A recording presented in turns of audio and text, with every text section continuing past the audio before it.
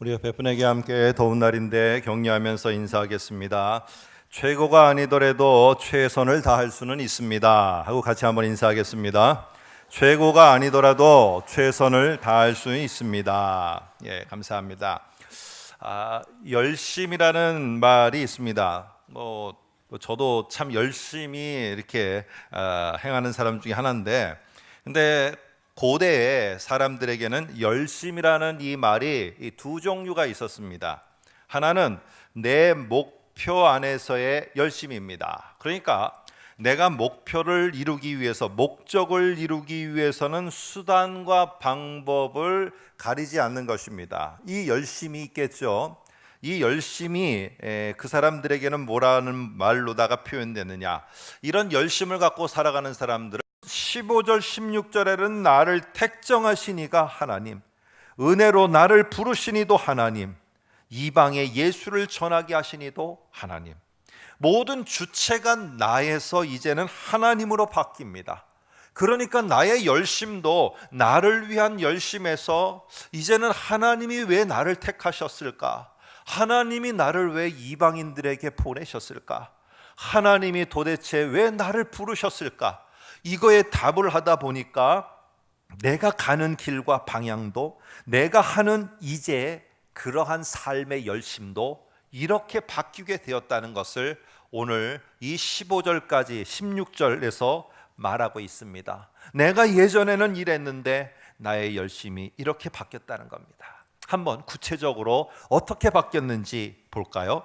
13, 14절에 보니까 유대교에 있을 때에, 그리고 14절에는 유대교를 지나치게 믿어 나타난 열심이 있었다는 거예요. 이게 뭔지 한번 여러분들 아셔야 됩니다. 이게 무조건 왜 지금 이슬람의 그 사람들이 저렇게 테러를 하는가, 왜 사람을 죽여도 아무런 꺼리낌이 없는가. 오늘 바울도 똑같았어요. 사람들, 그것도 자기 동족들, 자기 가족들을 감옥에 가두고 정말로 감옥에서 죽임을 당하도록 하는 일에 오늘 바울이라는 사람은 아무 꺼리낌이 없었어요. 당시의 유대인들이요, 자기의 가족을 잡아다가 감옥에 가두어서 고문을 당하고 죽임을 당하게 하는 거 아무 꺼리낌이 없었어요. 그들은 신앙의 최고의 열심으로 행동하고 있다고 생각했어요. 왜 그랬을까요? 한번 생각해 보도록 하겠습니다. 하나님께서 옛날 이스라엘 백성에게 출애굽기라는 출애굽을 한 다음에 모세를 통해서 하나님께서 어떤 관계를 맺어주셨느냐, 하나님이라는 분을 이스라엘 백성은 모르는 거예요. 하나님 여호와가 우리를 구원해 주셨다는데 그런 하나님 알지도 못하고, 우리는 성경을 통해서 배우니까 알지만은 이 사람들은 430년 동안이나 그 애굽에서 종노릇하다가 나왔는데 그 하나님이 누군지 모르는 거예요. 그러니까 하나님이 말씀하십니다. 나는 너희를 애굽에서 종노릇하던 너희를 꺼내어서 나의 신부를 만들고 나는 너희의 신랑이 되었다. 그래서 너는 나의 신부고 나는 너의 신랑이다. 그런데 우리가 그럼 어떻게 하라는 말입니까? 뭘 어떻게 내가 신랑이신 당신을 사랑하고 당신을 내가 사랑한다고 고백하고 어떻게 하라는 겁니까? 오늘 그러니까 하나님께서 모세를 통해서 이스라엘 백성에게 신랑인 하나님을 기쁘게 하는 방법 10가지를 가르쳐 줬어요. 왜 10가지냐? 우리의 손가락이 10개밖에 없기 때문에. 그래서 제가 말씀드렸죠. 하나하나 꼽아봐라. 하나 해서 10개를 가르쳐 줬어요. 이게 성경에 나오는 십계명입니다. 그랬더니 명석한 우리 주일학교 학생들은 발가락까지 하면 20개가 되잖아요. 이렇게 말해요. 그랬더니 옆에 있는 아이가 이렇게 말합니다. 야, 20개 하면 너무 힘들잖아, 다 하려면은. 그러니까 하나님이 사랑이 많으셔서 10개만 하신 거야. 네, 모르겠습니다. 어쨌든 10가지의 손을 10개를 가지고 가르쳐 주셨어요. 근데 그거는 하나님을 사랑하는 방법, 도구가 십계명인 거예요. 근데 이게 나중에 시간이 지나면서 주객이 전도됐어요. 십계명에서 더욱더 파생돼 갖고 613가지를 만들었어요. 그리고는 내가 관심 있는, 내가 지금 원하는 게 뭐냐? 어느 날 보니까 다른 민족은 저 십계명이라는 걸 안 받았어요. 그런데 우리만 하나님께 택함 받은 위대한 민족이에요.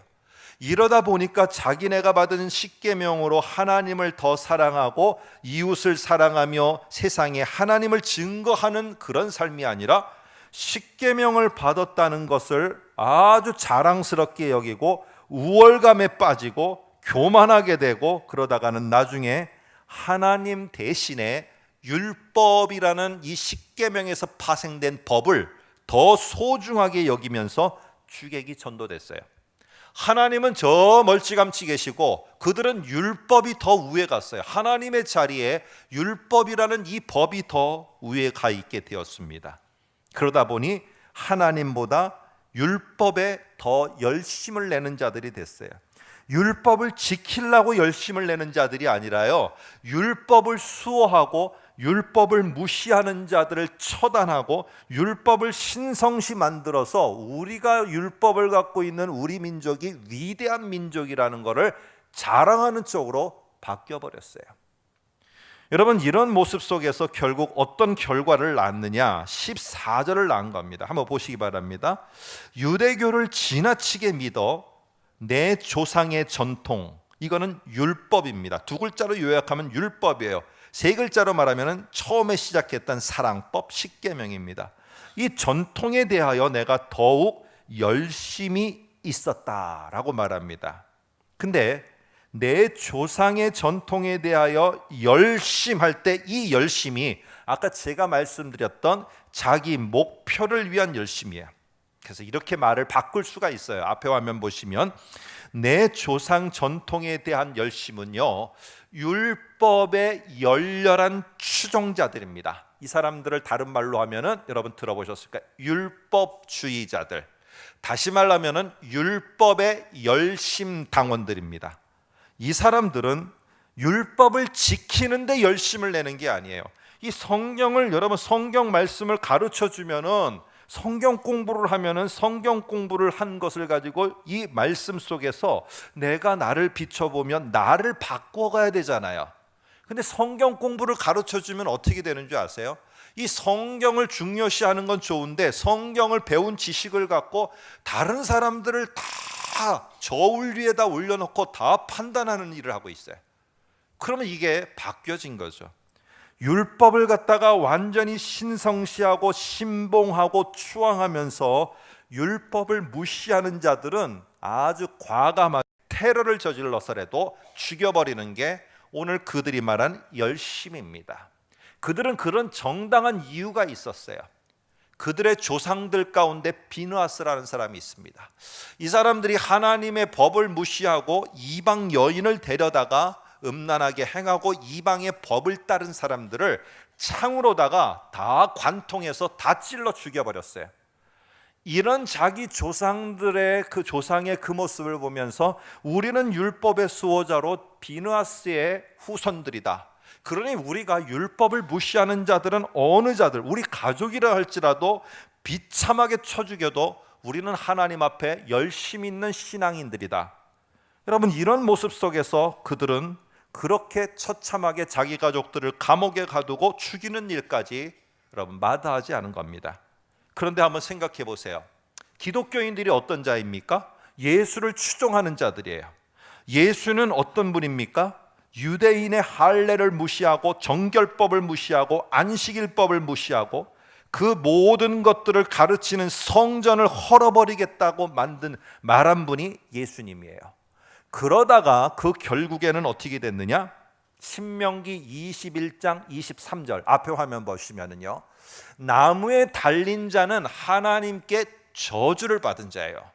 그렇게 율법을 무시하다가 결국 십자가에서 죽은 게 하나님의 저주를 받아 죽었다는 거예요. 이런 율법을 무시하고 율법의 신성한 부분을 깨트리고 하나님께 저주를 받은 이 예수를 쫓는 그런 무리들, 이게 교회입니다. 그러니까 그런 교회를 가차없이 무너뜨리고 그 사람들을 감옥에 가두고 그 사람들을 죽이는 일은 어떤 일이에요? 오늘 바울에게나 율법주의 열심당원들에게는 이게 하나님 앞에 신앙적 열심이 되는 것입니다. 여러분, 하나님 안에서 하나님을 위한 열심이 아니었다라고 오늘 바울은 말해요. 이거는 내가 그렇게 열심히 했지만은 그렇게 한 열심은 내가 돌이켜 보니까 나를 위해서 한 거다. 내 명예를 위해서 하고 내 목적을 위해서 하고, 그래서 그렇게 그 율법을 사수하겠다는 목적하에 살인도 오케이, 가족들도 감금하는 거 오케이, 내가 그렇게 다 했고 나는 담에색으로 똑같이 그 일을 하러 가다가 예수를 만나고 내가 바뀐 거다. 여러분, 왜 과격 이슬람 단체가 그 잘못된 열심인 줄 알면서도 그렇게 하는 줄 아십니까? 그들은 그렇게 하면서 마음에 전혀 꺼리낌이 없어요. 더 자랑스러워 한다는 것입니다. 여러분 한번 보시기 바랍니다. 앞에 있는 저도 그렇고 여러분도 그렇고 참 열심을 낼 때가 있어요. 교회 안에서도 열심이고 사회에서도 열심이고, 그런데 그 열심 때문에 나는 생각할 때 하나님 앞에 영광스러운 그 열심이라 생각하고, 그리고 나는 세상에서도 크리스천으로서 나는 열심히 한다고, 열심히 살아간다고, 열심을 해서 뛴다고 해요. 근데 그런 나의 모습 때문에 누군가가 상처받아서 누군가가 무너진다면은 내 열심을 돌아봐야 된다는 사실이에요. 나는 열심히 살고 열심히 그 번 것으로 우리 자녀들을 양육하고 교육시키고 성장하도록 하는데, 그 열심 때문에 누군가가 많은 희생을 당했다면은 여러분, 그거는 열심히 산 게 아닙니다. 뭔가 내가 지금 잘못된 방향에서 열심히 하고 있고 하나님을 위한 열심이라고 하는데, 그 열심은 뭔가가 잘못된 열심이라는 거예요. 이 바울은 누구보다도 추앙을 받는 유대교의 지도자였어요. 다음 차세대 유대교 전체를 이끌어갈 위대한 지도자였어요. 아니, 이 정도로 받을 만한 열심이면 대단한 거 아닙니까? 그런데 그는 훗날 예수를 다시 만난 다음에 어떻게 자기를 평가하느냐? 디모데전서 1장 13절을 한번 보세요. 앞에 화면을 보시면은, 나는 그때 하나님을 위한 자가 아니었다. 나는 하나님의 위대한 사역의 회방자였고 핍박자였고, 여러분 여기 폭행자라는 말은 더 쉽게 말하면 나는 서스름없이 살인과 감금을 저지른 그런 테러 분자, 그런 자였다.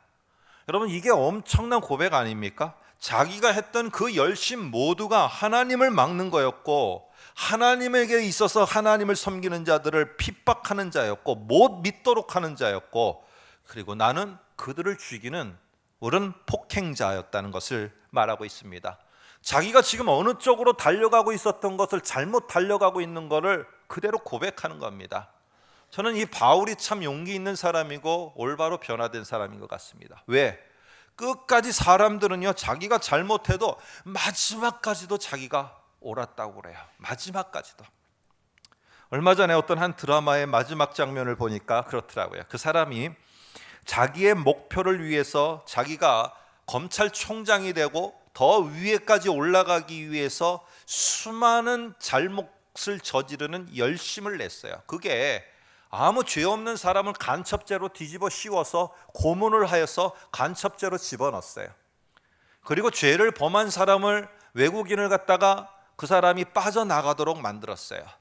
정치인들을 다 눈 감아줬어요. 그래서 그는 최고의 자리까지 올라갔습니다. 열심히 살아서 올라갔어요. 근데 나중에 그 사람은 모든 것들이 무너졌고, 그 사실 때문에 심지어는 자기가 결국에 낳은 아들이 그 악행을 저지르는 순간에 임신을 함으로 나중에 태어나서 고등학교 학생밖에 안 된 아이가 살인자가 됩니다.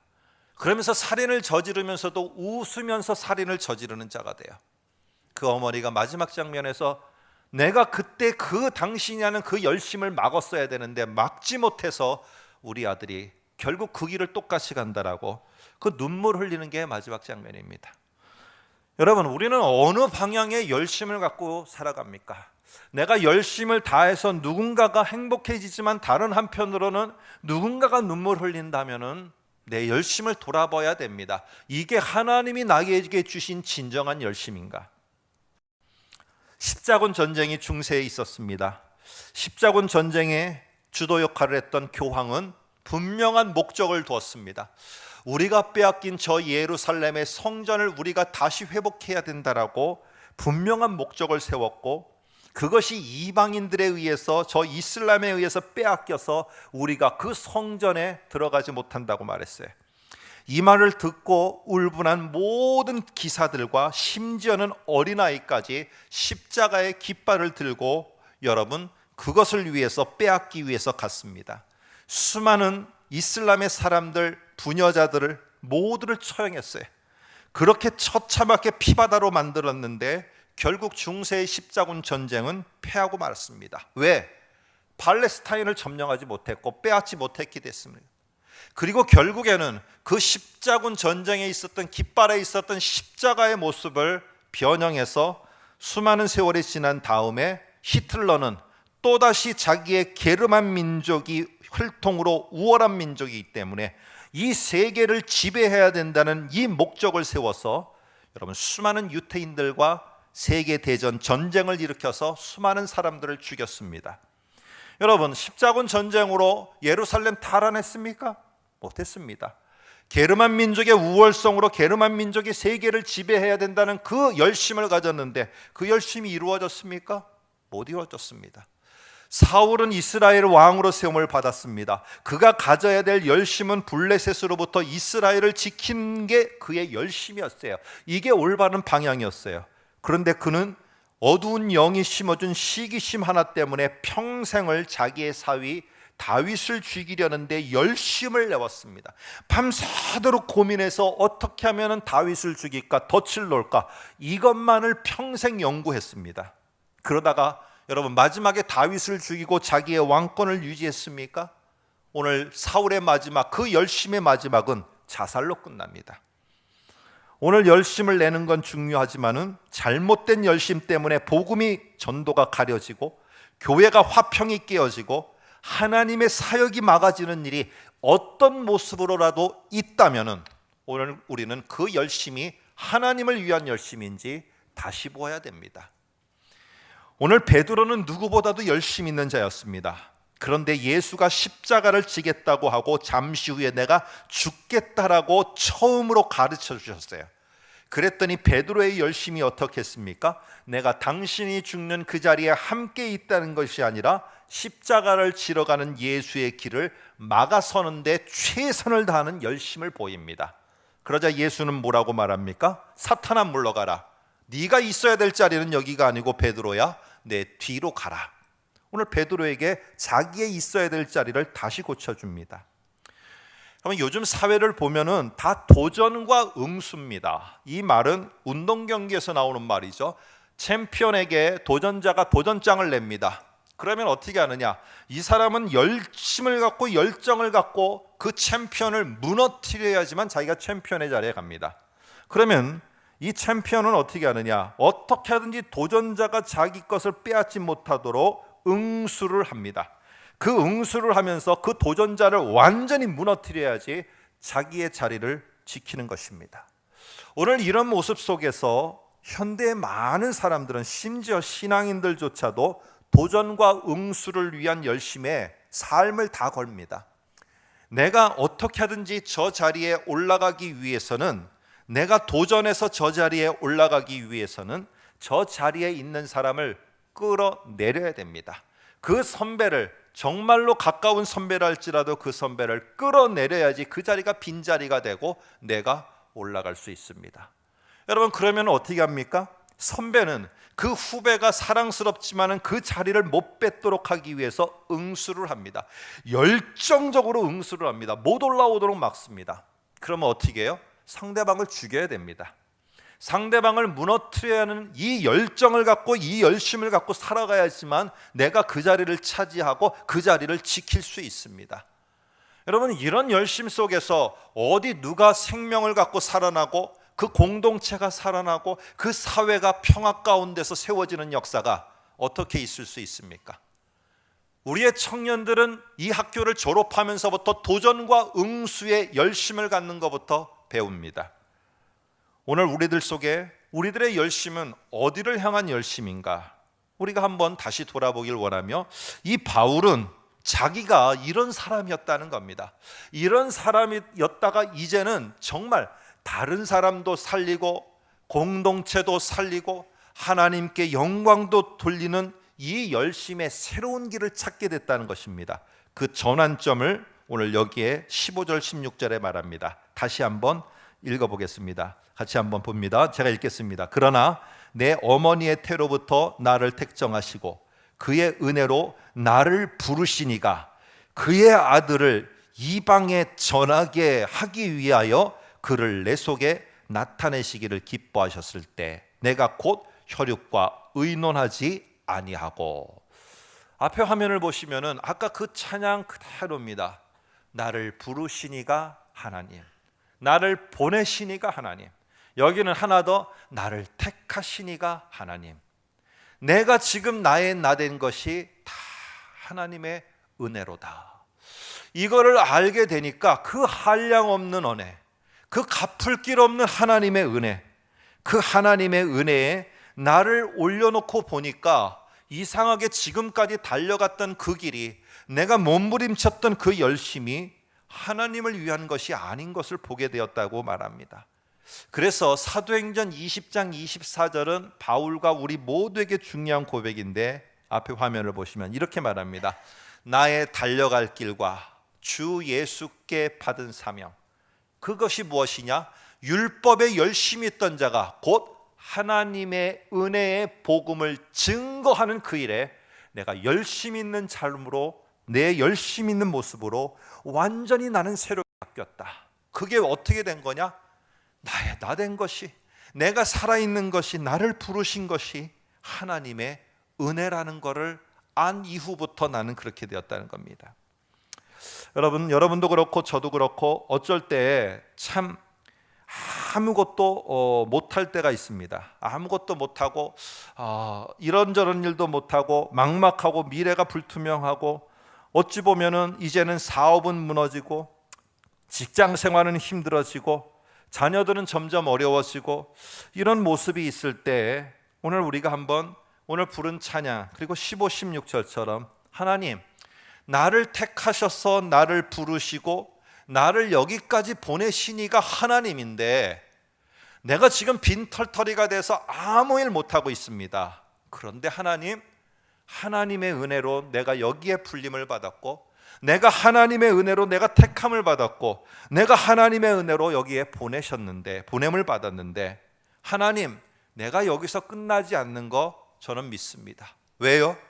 하나님의 은혜가 여기까지 나를 부르셨는데 아무 일 못하고 나를 여기서 끝내신다면은 그게 무슨 하나님이 나를 여기까지 보내신 은혜이겠습니까? 그런데 하나님, 저는 아무리 사업이 무너져도, 내 마음대로 내 자녀들이 참 힘들게 어렵게 살아가도, 그래도 하나님, 나는 그들이 거기서 끝나는 게 아니라 그들을 부르시고 그들을 세우시고 그들을 택하신 게 하나님의 은혜이기 때문에 그 하나님의 은혜로 그들을 반드시 다시 세울 줄로 믿습니다.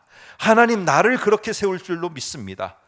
여러분, 이렇게 고백하고 여러분이 나아가시게 될 때 하나님인 여러분을 부르시고 택하신 그 하나님의 은혜로 여러분을 다시 달려갈 길과 주 예수께 받은 사명을 분명히 보게 할 줄로 믿습니다.